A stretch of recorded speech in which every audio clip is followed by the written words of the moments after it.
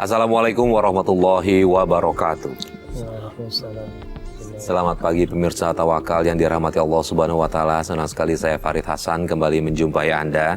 Dan pemirsa, di video tadi yang sudah kita lihat bersama-sama itu adalah salah satu kisah hidup dari narasumber kami yang alhamdulillah sudah hadir bersama kami di studio dengan Mas Hilman. Assalamualaikum Mas Hilman. Selamat pagi. Ya, selamat pagi. Terima kasih sudah hadir bersama kami di Tawakal. Ya. Baik pemirsa, selain Mas Hilman juga sudah hadir di studio bersama kami Bapak Ustadz Ngatawi Al-Zastro. Assalamualaikum Pak Ustadz. Waalaikumsalam warahmatullahi wabarakatuh. Mas Farid. Gimana Pak Ustadz, sehat? Alhamdulillah sehat-sehat. Alhamdulillah. Terima kasih Pak Ustadz sudah menyempatkan waktu di Tawakal. Ya. Dan pemirsa langsung aja kita tanya ke Mas Hilman. Mas Hilman, tadi di video kita lihat itu adalah salah satu dari kisah hidup Mas Hilman sewaktu semasa kecil ya, betul ya? Ya benar Pak. Nah, boleh diceritakan ada permasalahan apa ya sebenarnya? Ya, bermula dari kisah ibu dan ayah saya. Dulu pernikahan ibu dan ayah saya itu tidak direstui orang tuanya. Karena Orang tua siapa yang tidak merestui? orang tua dari ibu saya. Orang tua dari ibu. Karena orang tua ibu saya itu dari keluarga yang mampu. Oke. Sementara ayah tidak. Ayah tidak. Dan ketika ibu saya ketemu dengan ayah,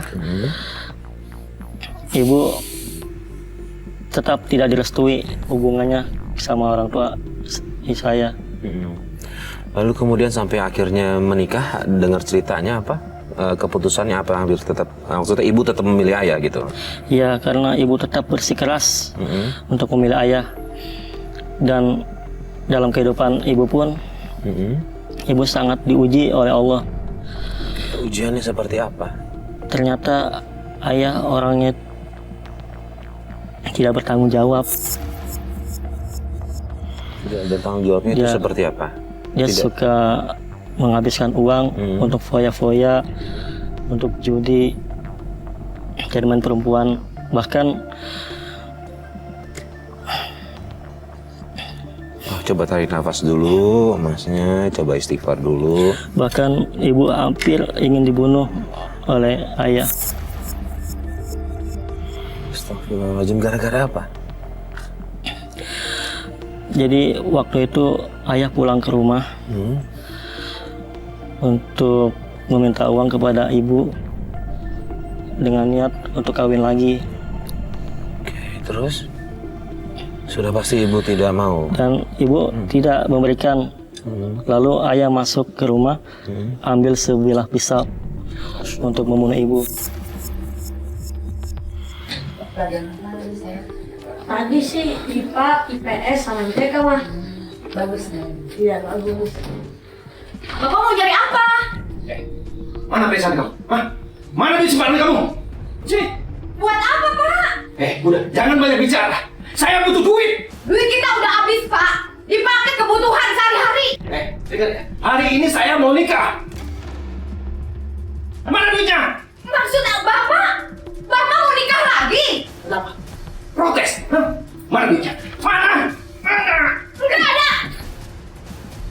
Berani sekali kamu dorong suami kamu. Kamu.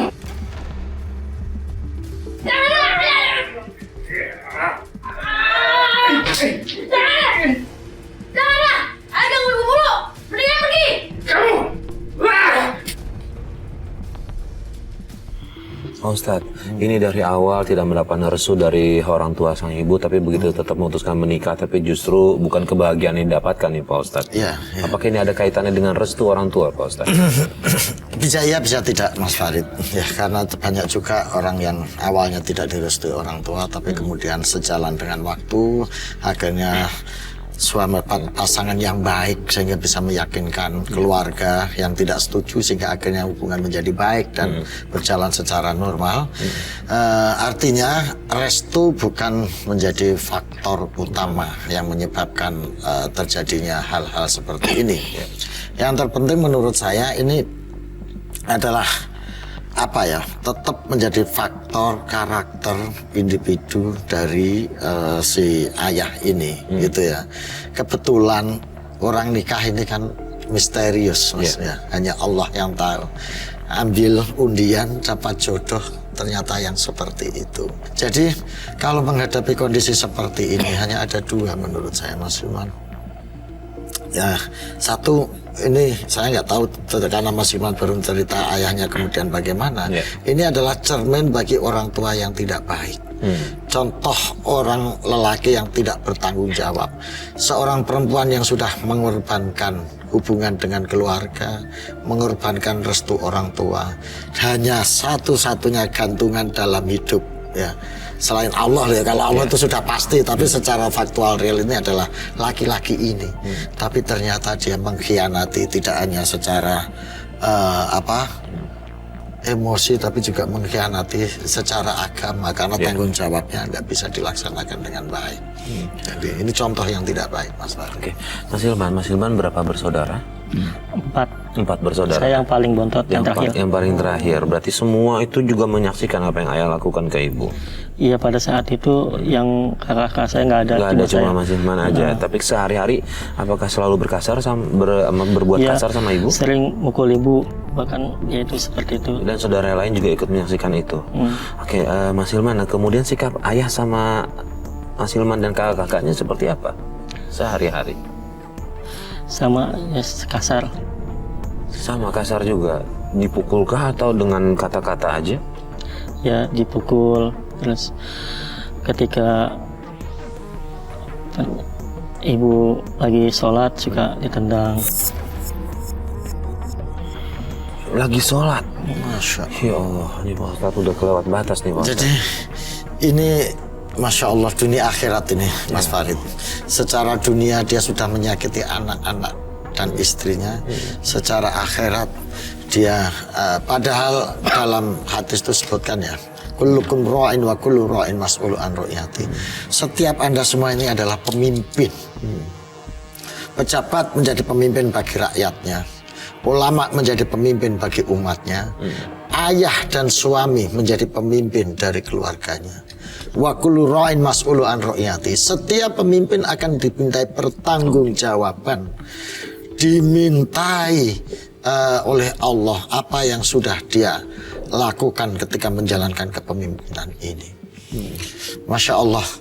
Jadi ini saya nggak bisa membayangin, Mas Farid, seorang ayah sudah dikorbanin istrinya, mengorbankan diri untuk membela dia, tapi apa yang dia peroleh ini merupakan ujian terberat bagi ibunya Mas Hilman, keluarga Mas Hilman, gitu ya, dalam kehidupan di dunia ini.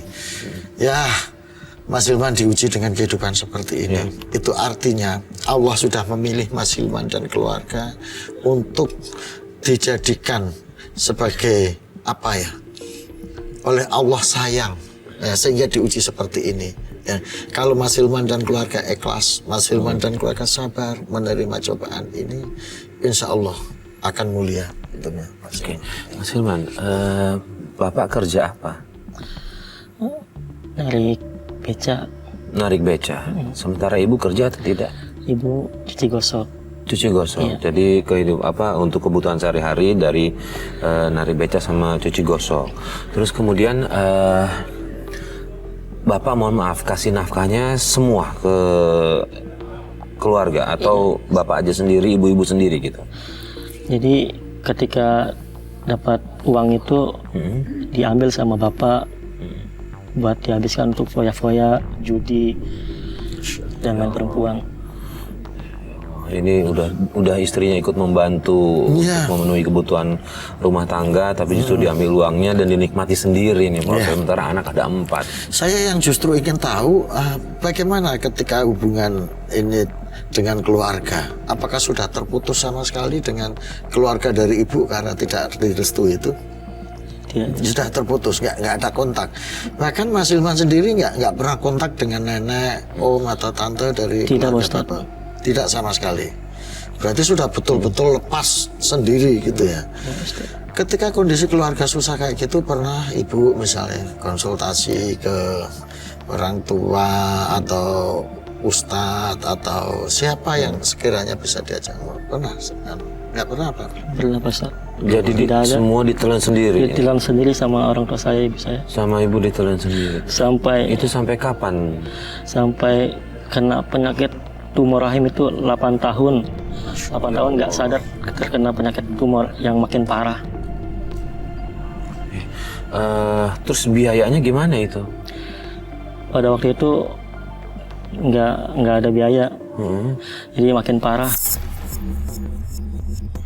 Oh iya, satu lagi saya dengar katanya juga nggak cuma itu, katanya mohon maaf, kakaknya Mas Hilman ada yang ini ya, mengalami kebutuhan khusus ya, berkebutuhan khusus ya, nggak bisa ingat gitu, maksudnya nggak? Iya, depresi. Depresi, kadang suka ngamuk. Gitu. Kadang suka ngamuk. Iya. Jadi kayak orang nggak sadar diri Nggak begitu. sadar. Itu kapan dia mulai kayak begitu? Sejak kapan? Semenjak ayah meninggal. Oh, ayahnya udah meninggal. Oke. Semenjak saya kelas 2 SMP, itu ayah sakit sampai 2 tahun, lalu meninggal. Yang merawat siapa selama 2 tahun? Yang 2 tahun saya. Mas Hilman, sama ibu juga? Iya. Iya, dirawat. Iya. Oke, Pak Ustadz ini sungguh mulia nih, Mas Hilman sama Mas ibunya Hilman sudah begitu luar disakiti, biasa. tapi ketika bapaknya sakit, dirawat nih Pak Ustadz. Jadi Mas Hilman harus diyakini bahwa Allah sudah memilih Mas Hilman untuk memilih ujian ini. Ini sakit, ini sangat menderita. Tidak semua orang dipilih Allah untuk menjalani hidup sepahit dan sesusah ini. Jadi kalau Mas Hilman harus memandangnya dibalik, supaya Mas Hilman tetap ada rasa syukur, optimisme. Jangan sampai Mas Hilman pernah berpikiran bahwa hidup saya sengsara, hidup saya seperti ini, apakah Tuhan tidak sayang kepada saya? Jangan seperti itu Mas Hilman. Wujud kasih sayang Allah, wujud rahman rahimnya Allah itu bisa dalam berbagai bentuk, termasuk dalam bentuk ujian penderitaan hidup yang dialami oleh Mas Hilman. Ini adalah bagian dari ujian hidup Mas Hilman. Kalau Mas Hilman memahami bahwa penderitaan, kesulitan, dan berbagai macam kepahitan hidup ini sebagai ujian dari Allah, maka Mas Hilman insya Allah akan menerima ini dengan lapang dada. Gitu. Walanabluwannakum bisyai'in minal khaufi wal ju'i wa naqsim minal amwal was samar. Setiap orang akan diuji oleh Allah. Ujian itu ada yang berupa penderitaan dan kepahitan hidup. Tapi yakin Mas Hilman bahwa Allah menguji hambanya itu sudah diukur. La yukallifullahu nafsan illa wus'aha laha maka sabat su'alaha maktasabat. Allah tahu Mas Hilman akan sanggup menerima ujian ini, maka ini diberikan kepada Mas Hilman. Ya. Jadi luar biasa, sudah mengabdi kepada orang tua, merawat ibu, merawat bapak yang sudah menyakiti Mas Hilman. Ya, ini insya Allah jadi amal soleh Mas Hilman. Ini insya Allah jadi jalan penerang bagi Mas Hilman dunia dan akhirat. Mas Hilman ikhlas ya? Iya. Pak Ustadz, apa yang harus dilakukan Mas Hilman ini sendiri Pak Ustadz? Dia tahu ayahnya, mohon maaf, mungkin banyak menyakiti keluarga, artinya mungkin tabungan dosanya banyak nih Pak Ustadz. Ketika meninggal kan kita seorang anak tetap harus mendoakan orang tua ya Pak Ustadz ya. Apa yang harus dilakukan sama Mas Hilman ya Pak Ustadz? Mas Hilman untuk bisa menyelamatkan ayah. Tetap harus berbakti pada orang tua. Ya. Saya tahu mungkin Mas Hilman punya dendam, Mas Hilman punya perasaan sakit hati kepada ayah yang sudah menyia-nyiakan itu. Tapi ingat Mas Hilman, tugas anak bagaimanapun harus tetap berbakti dan berbuat baik pada orang tua. Kalau Mas Hilman dendam kepada orang tua, nggak ada satupun manfaat yang bisa beroleh Mas Hilman. Sudah sakit hati, sudah menderita, nggak dapat apa-apa dunia akhirat kan gitu Mas Farid ya. Tapi kalau Mas Hilman ikhlas tetap mendoakan orang tua, insya Allah nanti akhiratnya Mas Hilman dapat. Karena orang tua itu yang diharap-harapkan sudah meninggal itu cuma 3 hal Mas Hilman. Idza mata ibnu Adam in qata'a amaluhu illa min salasin. Ketika anak Adam meninggal seluruh amal perbuatannya terputus. Yang dulunya bisa sholat jadi nggak sholat, yang dulunya bisa zakat jadi nggak zakat, terputus semuanya. Kecuali 3 hal. Ilmu manfaat, sedekah jariah, yang ketiga ini yang penting. Wa walatun sholihun yad'ulah. Putra-putri yang soleh yang senantiasa mendoakan orang tuanya. Jadi, Mas Hilman, doakan ayahnya yang sudah meninggal, ya. Nah ini dengan doa Mas Hilman, insya Allah akan mengampuni dosa orang tua, meskipun sejahat apapun orang tua. Yang kedua, ini menjadi wujud amal soleh, amal baik Mas Hilman kepada orang tua. Gitu Mas Hilman ya. Ya, baik, Mas Hilman, tadi ceritain soal kakaknya katanya sakit ya. Itu penyebab sakitnya apa ya? Boleh tahu nggak? Selain tadi depresi ada yang lain nggak? Awalnya ingin balas dendam, Balas dendam kepada? ya balas dendam sama yang gituin almarhum ayah. Oh, maksudnya almarhum ayah tuh meninggal gara-gara apa? Digituin ilmu santet gitu sama komandannya dulu. Oh ya? Terus dia belajar ilmu hitam itu buat membalas dendam. Iya, Terus dia sampai sakit karena apa? Nggak kuat. nggak kuat, tanpa guru dia belajar. Tanpa guru dia pakai apa belajarnya? Dengan apa? Lihat dari buku-buku itu dibaca, terus kemudian kumat, jadi ngamuk, ronta-ronta. Pak Ustadz, bisa Pak Ustadz ketika kita nggak kuat belajar ilmu hitam bisa begitu dampaknya memang? Bisa.